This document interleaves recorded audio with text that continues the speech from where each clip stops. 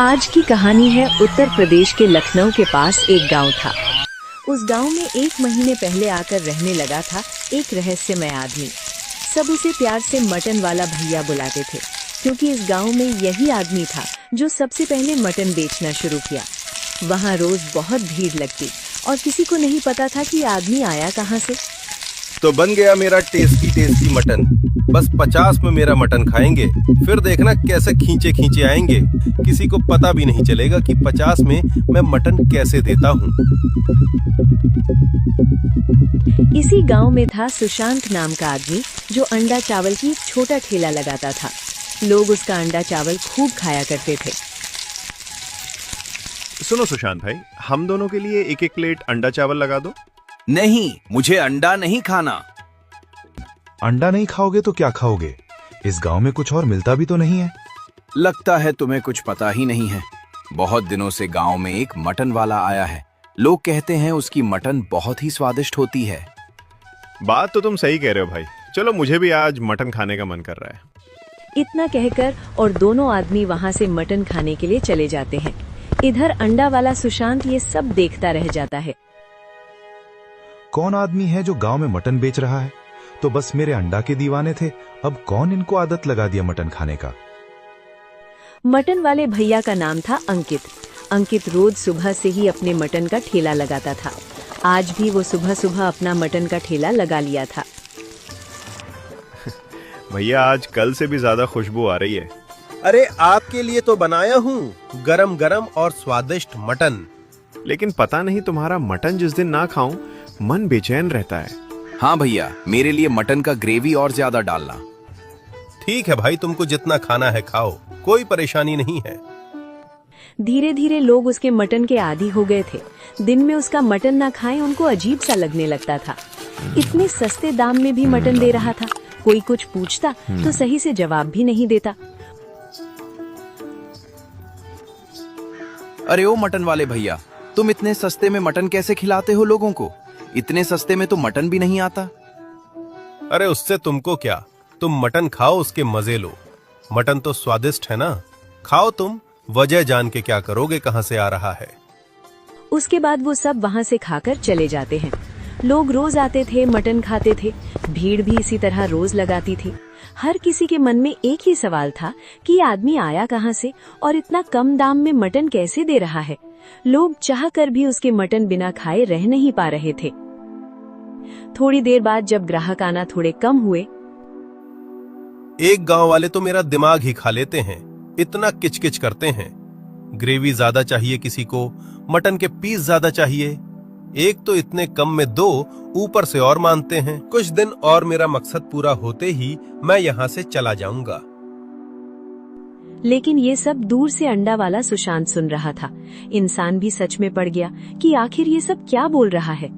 कुछ लोग ऐसे ही पास की दुकान में भीड़ जमाए हुए बैठे हुए थे। लेकिन मुझे एक बात समझ नहीं आता भाई, ये जो मटन वाला है इतना कम दाम में मटन कैसे दे रहा है? इतने में तो मटन का मांस भी नहीं आता। भाई पता नहीं कहाँ खजाना गाड़ रखा है। तुम लोग जो सोच रहे हो ना, शायद उससे भी आगे कुछ और बात है। क्या हुआ भाई? भाई, मैं अभी आ रहा था ना, तो अपने कानों से सुना। मटन वाला तुम लोगों के सामने बड़े प्यार से बात करता है। जैसे ही कोई नहीं था तो बोल रहा था, ये गांव वाले मुझे मांग मांग कर परेशान कर देते हैं। उसे दे और उसके बाद मैं अपना मकसद पूरा करके चला जाऊंगा। ऐसे ही बोल रहा था। क्या सच में? मैं झूठ बोलकर क्या करूंगा? तुम लोग ही देखो, उसके मटन खाए बिना तुम लोगों का मन बेचैन होने लगता है। बिना उसके मटन खाए तो लोग रह नहीं पाते।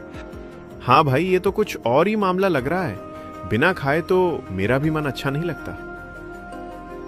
गांव के लोग आपस में बात करने लग गए थे। पहले तो लोग यही बात करते थे कि 50 रुपए में मटन कैसे खिलाता है। अब लोग ये भी बात करने लग गए हैं कि सुपर से जो दिखता है वो ऐसे ही अंदर है या कुछ और मामला है। सुशांत को उसे रात नींद नहीं आई और दिमाग में हमेशा उसे मटन वाला ही गुम रहा था। आखिर क्या राज है इस मटन वाले का? सामने से तो बताएगा नहीं, मुझे खुद ही पता करना पड़ेगा।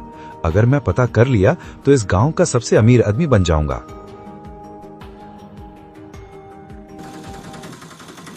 अगले ही दिन अगले ही दिन अंकित के मटन खाने के लिए गांव के लोग भीड़ लगाए हुए थे। भैया मेरे लिए प्लेट जल्दी लगा दो, घर में मेहमान आए हुए हैं। भैया आपका खाना ना खाऊं तो मुझे तो नींद ही नहीं आती। और मेरे मटन में थोड़ी मिर्ची ज्यादा डालना। हाँ भाई, तुम लोग आ गए। मुझे सबका याद है। तुम्हारा मटन के साथ एक्स्ट्रा ग्रेवी। अरे भाई, तुम्हें मटन का नल्ली वाला पीस और तुम्हारे में एक्स्ट्रा मिर्ची। वाह भाई, तुम्हें तो सबके स्वाद पता है, को क्या खाना है, किसको कितनी मिर्ची खानी है। अरे भाई दोस्तों, तुम लोग तो मेरा परिवार हो। तुम्हारे खाने का ख्याल नहीं रखेगा तो कैसा होगा। सभी लोग मटन मांग रहे थे। अंकित मुस्कुरा के उन लोगों को मटन देने लगता है।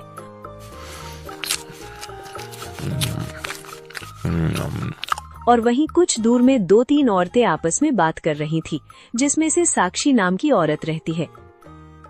बहन, मेरा आदमी मुझे कहते थे तुमसे अच्छा खाना इस गांव में कोई नहीं बनाता है। अब देखो, मेरे हाथ का खाना ही नहीं खाते। क्यों, क्या हुआ? कल मैं सोयाबीन और आलू की सब्जी बनाई थी, लेकिन उन्होंने खाना तो छोड़ छुआ तक नहीं उसे। हर घर से 200 रुपए लेकर उसे मटन वाले के पास मटन खाने चले गए। मेरे घर में भी यही हाल है। रोज ना सही, लेकिन हर 2 दिन में एक बार जाते ही हैं। पर वहीं थोड़ी दूर पर कुछ पुरुषों की टोली बात कर रही थी। तुमने खाई क्या उसके मटन चावल? नहीं भाई, खाओ तो मन करता है, बार बार खाओ। नया भाई, मन किया दिमाग बस में वही खाने का करता है। न घर का खाना खाना का मन करता, न कुछ और। तभी सुशांत भी आ जाता है। मुझे पता है तुम लोग कुछ मटन वाले की बातें ही कर रहे होगे। कल रात को मैंने उसे कहीं भी जाते हुए देखा। क्या भाई, तुमने देखा? कहाँ जा रहा था? नहीं भाई, बस मैं दूर से देखा। वो बस पीछे वाली गली से चुपचाप कहीं जा रहा था। लग रहा था कहीं चुपके हुई जा रहा है। सुशांत दुकानदार की बातें सुनकर मन ही मन सोचता है, इसके पीछे जरूर कुछ राज है। अब तो दुकानदार ने भी देख लिया, मुझे आज जरूर इसका पीछा करना चाहिए। और वहीं साक्षी के मन में ये घर कर गया था कि उसके पति बार बार यहाँ के मटन क्यों खाते हैं। ये देखने के लिए वो अंकित के मटन ठेले पर जाती है। अंकित लोगों को मटन दे रहा था। लोग बड़े चाव से उसके मटन चावल खा रहे थे। कुछ देर बाद और सारे लोग वहाँ से मटन खाकर चले जाते हैं। बस सामने से थोड़ा मीठे से बोल दो, सब के सब सर पर चढ़ते हैं, जैसे उन्हें कहीं घर का मैं खाना बना रहा हूँ। लोग तो ऐसे मांगते हैं जैसे भुक्कड़ हो। तो इतने कम दाम में इनको मटन दे रहा हूँ, फिर भी लोग और मांगते हैं। साक्षी चुपचाप अपने घर की तरफ आ जाती है।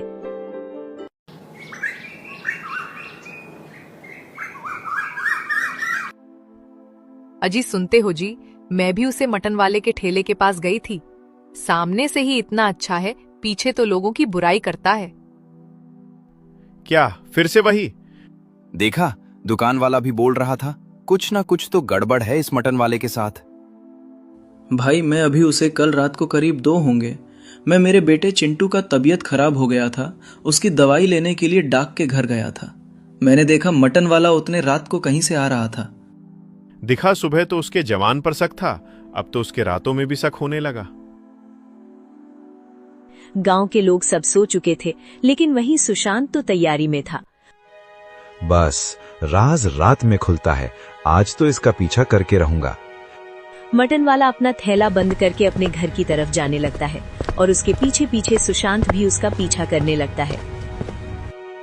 सुशांत चुपचाप खिड़की के बाहर से अंकित को देखने लगता है। अंकित जैसे मानो किसी से बात कर रहा हो। ये किससे बात कर रहा होगा? ये तो अकेला रहता है ना। आज तो कमाई अच्छी हुई, लेकिन ये गांव वाले तो परेशान ही कर देते हैं।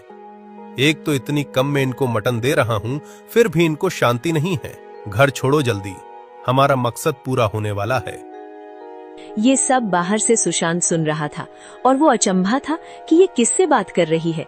थोड़ी देर बाद वो एक बड़ा सा मटन काटने का सामान लेकर आता है। कल तो मुझे देर हो गया, चलो जल्दी करते हैं। आज ही मैं मटन काट कर उसे मसाले के साथ मिला देता हूँ। उसके बाद अचानक अंकित ने एक बड़ा सा कटाना लिया और जैसे वहीं पर कमरे के अंदर किसी को काट दिया। उसके छोटे छोटे मटन के पीस बना लिए। ये सब देखकर सुशांत के पैरों तले जमीन खिसक गई। वो डर के मारे वहां से फटाफट भाग जाता है। अगली सुबह चाय की दुकान पर सुशांत की आवाज भारी थी। पता है, आज रात को मैं उसे मटन वाले के घर गया था। फिर क्या हुआ भाई, बताओ। चुपचाप बात कर रहा था। किससे? पता नहीं, मगर साफ किसी को जवाब दे रहा था। सबसे हैरानी की बात क्या है बताऊं? वो अचानक से किसी से बात किया, उसके बाद एक काटना लेकर किसी को फट से काट दिया। ये सब बातें सुनकर वहां पर खड़े लोग सब चौंक जाते हैं। तो तुम्हारा कहने का मतलब ये हमें किसी जानवर या कुछ अर का मांस खिला है? लेकिन भाइयों, खाने में तो बिल्कुल मटन जैसा ही स्वाद आता है। हाँ, लेकिन मुझे नहीं पता कि वो क्या काट के उसका मांस लिया, लेकिन कुछ तो गड़बड़ है। वरना 50 रुपए में वो इतना सारा मटन कैसे खिलाता है? 50 रुपए में तो कच्चा मांस भी नहीं आता। हाँ, और वो कह रहा था कि हमारा मकसद मैं नहीं भूलूंगा। अब तो मुझे पक्का लग रहा है इस मटन के पीछे कोई सीधी बात नहीं है। मगर कुछ भी कहो, मेरा तो अब उसका मटन खाने का मन ही नहीं कर रहा है। अब बात बहुत आगे निकल चुकी है। अब गांव में लोग सिर्फ इतना नहीं पूछ रहे थे कि अंकित 50 रुपए में भरपेट मटन कैसे खिला देता है। अब उनके मन में डर भी घर कर चुका था।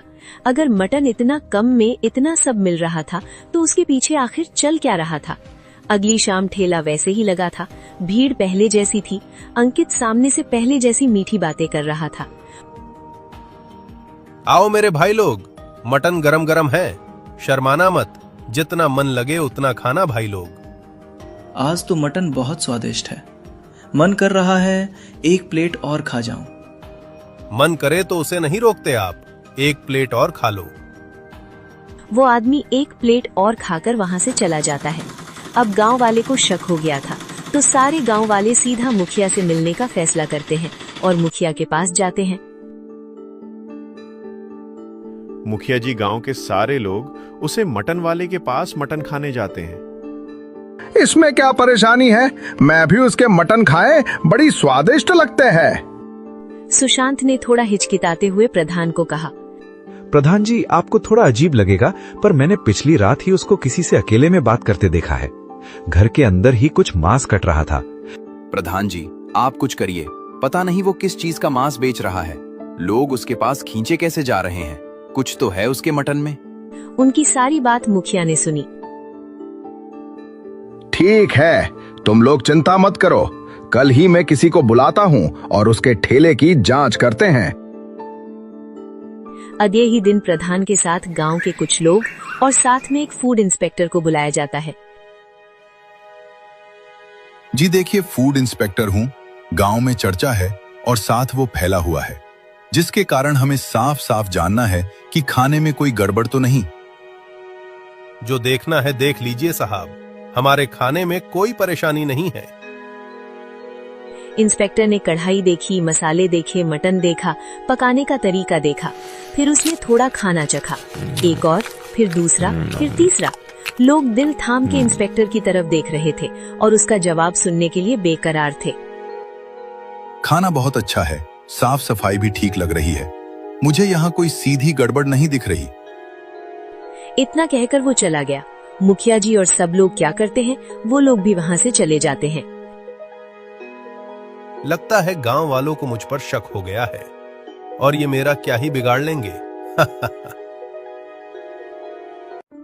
चाय की दुकान पर सब। भाइयों, क्या हुआ? जांच में तो गए थे ना तुम लोग? क्या पता चला उसके खाने में क्या है? क्या बोले भाई? सब लोग गए थे, लेकिन उसके खाने में कुछ मिला नहीं। भाई, मुझे तो लगने लगा है ये सुशांत का अंडा चावल का दुकान जब से बंद हुआ है, वो शायद उसे मटन वाले पर इल्जाम लगा रहा है। लेकिन इतना सब बातें झूठी नहीं हो सकती। सुशांत उन लोगों की बातें सुन रहा था और चुप था। मेरी बातों पर विश्वास ही नहीं, मैं इन लोगों को सबूत लाकर ही दिखाऊंगा।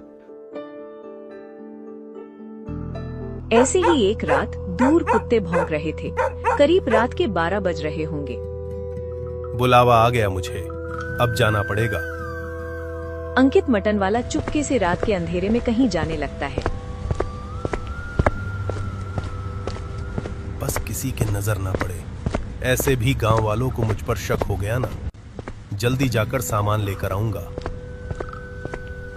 अंकित चुपचाप दबे पांव तेजी से चलने लगता है और उसे क्या पता था कि गांव के पीछे गांव का चौकीदार उसे देख लेता है।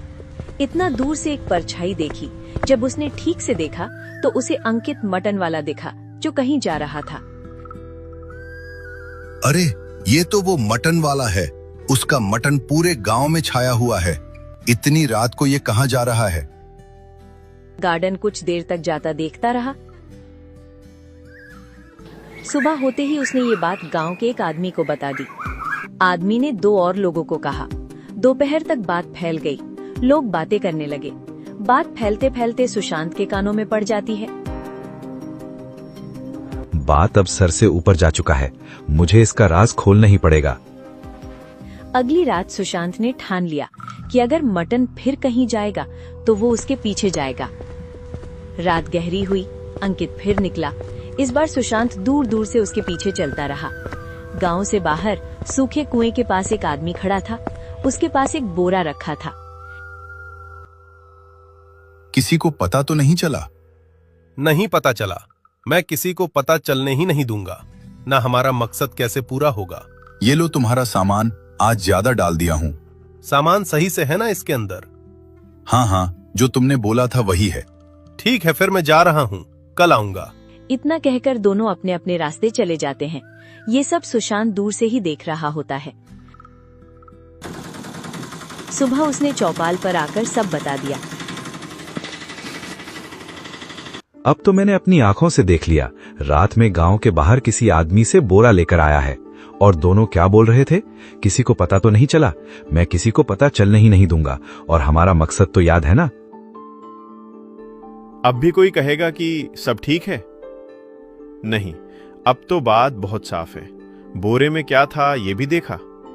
बोरे के अंदर क्या था ये तो मैं साफ साफ देखा नहीं पाया, लेकिन उस बोरे से खून टपक रहा था। पर ये सबसे परे अंकित अपना मटन का ठेला लगाया हुआ था। जो लोग ये बात को अफवाह मान रहे थे वो लोग उसके पास खाने आ रहे थे। भैया और थोड़ा मटन दो। तुम्हारा मटन है ही इतना स्वादिष्ट। एक बार में मन ही नहीं करता मेरा। हाँ भाई, और लो, ग्रेवी को चावल लो। मन ही मन अंकित सोच रहा था। खाओ खाओ गांव वालों, अब तो कुछ दिन और ही बचे हैं। गांव वाले सुशांत की बातों पर यकीन नहीं कर रहे थे, जिसके कारण उसने रात को चौपाल में गांव के कुछ लोगों को बुलाया। आज तुम लोग मेरे साथ चलो। मैंने जो कहा उसका सबूत दूंगा। अगर तुम लोगों को यकीन ना हुआ, मैं जो तुम कहोगे वो करूंगा। गांव वालों ने सोचा कि सुशांत की आखिरी बार मान लेते हैं। गांव के सभी लोग सुशांत के साथ अंकित के घर पर जाते हैं। रात के कुछ 11-12 बजे होंगे। अंकित किसी से बात कर रहा था। कल ही अमावस है। कल हमारा मकसद पूरा हो जाएगा। उसके बाद अंकित ने एक कटाना निकाला और वहां पास खड़े एक बकरे की उसकी फट से काट दिया और उसके मांस निकाल कर रख दिया। लेकिन कुछ ही देर में बकरा फिर से जिंदा हो जाता है। ये सब देखकर गांव वाले हक्का बक्का हो जाते हैं। गांव वाले जोर जोर से चिल्लाने लगे। अंकित डर के मारे अपने घर से बाहर आ जाता है। अंकित, आपको छुपाने की जरूरत नहीं है। सबको पता चल चुका है। ये सब क्या है? ये बकरा है या असुर है? कितने दिनों से हमको किस चीज का मांस खिला रहे थे? बताओ, आखिर क्या बात है? अंकित घबराते हुए। ये साधारण बकरा नहीं है। ये मुझे मोर का पुलिया के नीचे मिला था। जिस दिन मैंने इसे काटा, अगली सुबह ये फिर जिंदा हो गया और ये बकरा मुझसे बात करने लगा। सुशांत कांपने लगा। अंकित हंसने लगा। लोग सोचते हैं मैं सस्ता मटन बेचता हूं क्योंकि मैं दयालु हूं, पर असली वजह यह है कि ये बकरा कभी खत्म नहीं होता। हर रात मैं इसका मांस काटता हूं और सुबह ये फिर जिंदा हो जाता। लेकिन ये सब करके तुम्हें क्या मिला? बकरे को क्या मिल रहा है? कल आखिरी दिन था। तुम सब लोग मेरे गुलाम बन जाते हैं। तुम सबको खा जाता, उसके बाद ये पूरा गांव मेरा हो जाता। जिसे मैं बेचकर बहुत सारे पैसे कमा लेता। आगे की जिंदगी आराम से जीता। मूर्ख आदमी, तूने सारा खेल खराब कर दिया। अब मैं तुझे नहीं छोड़ूंगा।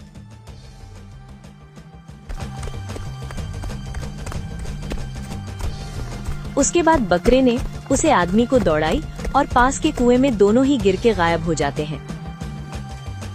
लोगों ने कुएं के अंदर झांकने की कोशिश की, लेकिन कुएं के अंदर ना ही बकरा था और ना ही अंकित। उसी दिन से कभी ना अंकित दिखाई दिया, ना ही वो बकरा। कुछ ही दिनों बाद सुशांत अपना अंडा चावल का दुकान चलने लगता है। लेकिन कहानी यहीं खत्म नहीं हुई, क्योंकि कई महीनों बाद एक दूसरे गांव में खबर फैली। एक नया आदमी आया है जो सिर्फ 50 रुपए में भरपेट मटन खिलाता है। चलो हम सब वहीं पर चलते हैं।